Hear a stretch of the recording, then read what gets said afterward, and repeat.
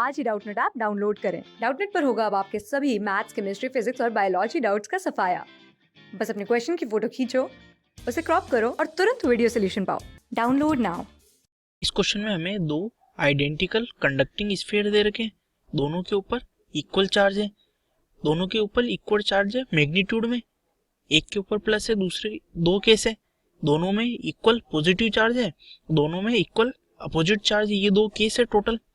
The distance between sphere is not large compared with the diameter, यानी दोनों के बीच में डिस्टेंस इतना कम है कि डायमीटर के कंपैरिजन में नहीं, मतलब डायमीटर से काफी छोटा डिस्टेंस है। Let F1 and F2 be the magnitude of force interaction.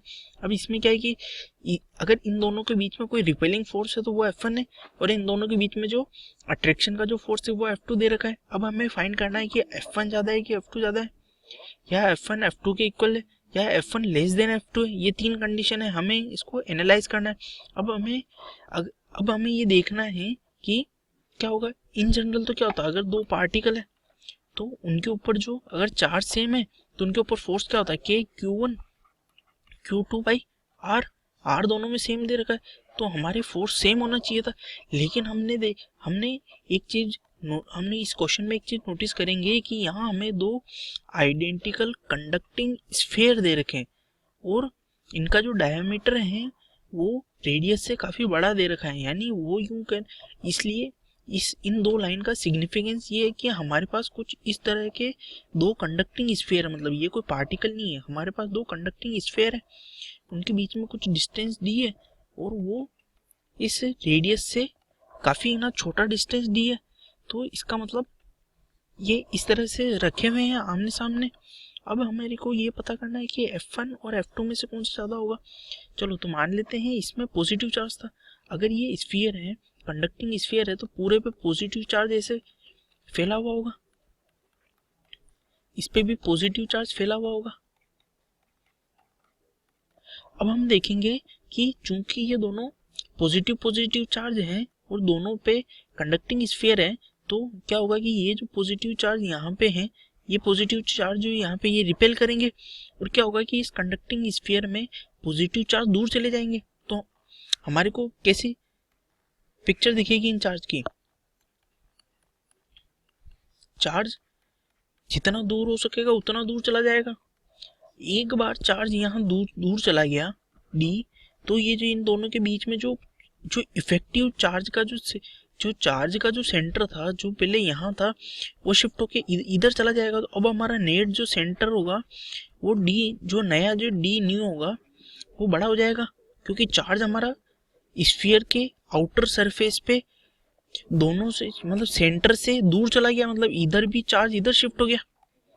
हम देखेंगे कि चार्ज जो हमारा पहले इधर सरफेस पे था वो इस साइड में शिफ्ट हो गया, और इधर वाला जो चार्ज था वो भी है ना रिपेल होके इस साइड चला गया। इस वजह से जो इफेक्टिव डिस्टेंस बिटवीन चार्ज थी, स्फीयर के बीच में तो डिस्टेंस फिक्स है, लेकिन जो इफेक्टिव डिस्टेंस बिटवीन जो चार्ज था, जिस फॉर्मूले में अपन के Q1 Q2 बाई आर लिखते हैं, ये वाला आर इंक्रीज हो गया। तो क्या होगा कि हमारा अगर ये दोनों नॉन कंडक्टिंग स्फीयर होते तो इनकी वजह से जो फोर्स होता वो मान लो होता के Q1 Q2 बाई आर होता। तो ये मतलब Q2 बाई आर, ये अगर नॉन कंडक्टिंग की वजह से होता तो ये दूर हो जाएंगे, तो ये उससे लेस हो गया।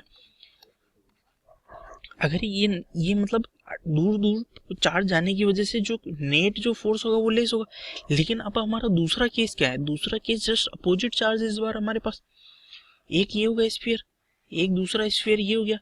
अब इनमें चूंकि अपोजिट चार्ज है तो क्या होगा कि जो और कंडक्टिंग स्फीयर है तो इनके अंदर चार्ज मूव कर सकता है। तो इस बार क्या होगा, हमारा प्लस चार्ज यहाँ आ जाएगा और नेगेटिव चार्ज इधर वाली सरफेस पे आ जाएगा। दोनों के बीच में जो डिस्टेंस डी था, जो पहले हम डिस्टेंस डी को किधर से, दोनों के सेंटर से कैलकुलेट करने वाले थे, चूंकि सारा चार्ज है ना इधर और इधर सरफेस पे आएगा, तो हमारा नया डिस्टेंस कितना हो जाएगा, इतना डी न्यू। अब हमारे पास क्या जो नेट जो डिस्टेंस वो कम हो जाएगा, तो हमारे पास क्या लिखेंगे के Q1 Q2 बाई आर। इस बार आर हमारा डिक्रीज हो गया, तो अगर आर डिक्रीज हो तो ओवरऑल वैल्यू बढ़ जाएगी। तो ये जो नेट जो था के Q1 Q2 बाई आर, जो अगर नॉन कंडक्टिंग स्फीयर होता तो चार्ज क्या होता, जो चार्ज जो होता वो सरफेस पे स्प्लिट होता इक्वली, इस पे भी इक्वली स्प्लिट होता तो दोनों के बीच में एफ फोर्स लगता।